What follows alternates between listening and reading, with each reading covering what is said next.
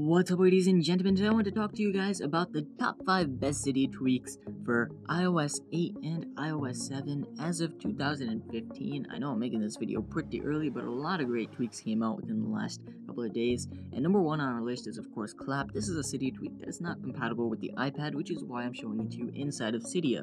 Basically, you clap and your phone listens on short intervals, not continuously, so it won't drain battery, and it listens for you to clap, and when it does hear a clap, it'll make a sort of short beep, and that way if you ever lose your phone, guess what, it should take you a few minutes to go ahead and find it again. I know it may not be the best tweak for all you guys out there, but if you do lose things on a daily basis or just have a seriously messy room, then this is probably the tweak for you. So let's go ahead and talk about number 2. Number 2 on our list is known as AppBox, and it's actually a tweak for your lock screen, and I found myself using this quite a lot. So basically, when you swipe left on your screen, it brings you to a bunch of shortcuts, and you can actually go into your favorite applications directly from here. So you can actually set how many applications on here. You can make the rows 3x3, you can make them 2x2, and these are of course my most used applications. And go ahead and simply click on settings, and it brings me to settings. As you guys can see, it has a little sleep timer area, disable for views, app views, lock screen items, and you can just tweak around with the settings however you like. But the idea that you can access applications directly from the lock screen is probably the most helpful part about this tweak. Since a lot of these Cydia tweaks just came out for iOS 8, they're not yet compatible with the iPad, which kind of ticks me off, but most of you guys have iPhones, so it's all good.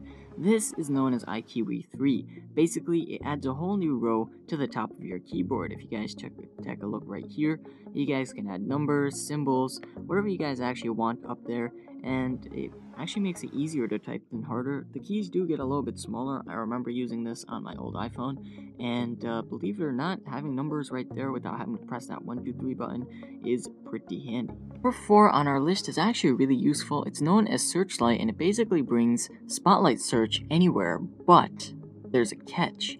Now, the catch is actually a good thing. This actually allows you to customize your Spotlight in such a way that the applications that you use on a daily basis will be the first ones to automatically show up before you even have to search anything. So all you have to do is download this and then set an activation method, which I just triple press. And just like that, I got myself Spotlight search right here.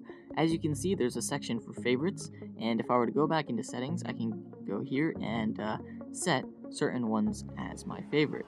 So then I could add applications as well. Maybe I use the calculator a lot, maybe I use the calendar a lot, so on and so forth, and all of this is really useful. The main reason I love this tweak is because it brings all my recent applications directly to the top of the list of Spotlight, and the fact that I can access Spotlight from anywhere, which is really useful if I don't want to go into multitasking or just go back to my home screen to find a certain application. The last tweak on our list is known as OXO, and basically it takes your switcher to a whole new level. In fact, you don't need to use a switcher to use OXO 3. OXO 2 basically took the iOS 7 switcher and made it so much easier to use, and it got really popular in iOS 6, where you could swipe down to get rid of applications. And if you guys remember, the iOS 6 switcher wasn't anything big, but it became big, and to tell the truth, Apple kind of took OXO's idea and made the iOS 7 switcher what it is, so I gotta give them a lot of credit.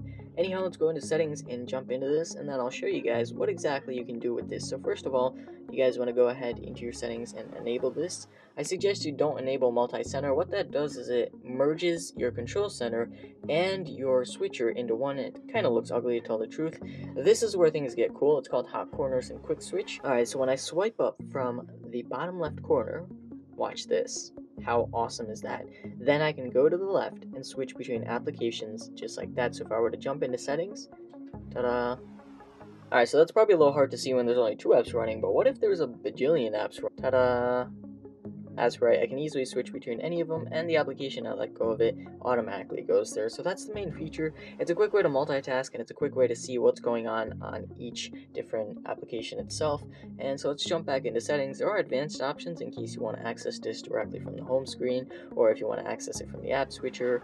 You can invert the hot corners, so the left does what the right does, so on and so forth. And there's a few other settings you guys can mess around with on your own. Overall, I hope you guys enjoyed this video. If so, leave a like and don't forget to subscribe. Those are my top 5 best and newest Cydia tweaks that I've come across in the past few weeks. And if you guys want to go ahead and share this on Twitter or Facebook, that would make me pretty happy, and probably a bunch of other people happy, because who doesn't like multitasking in a cool way? This is going to be me, locking off.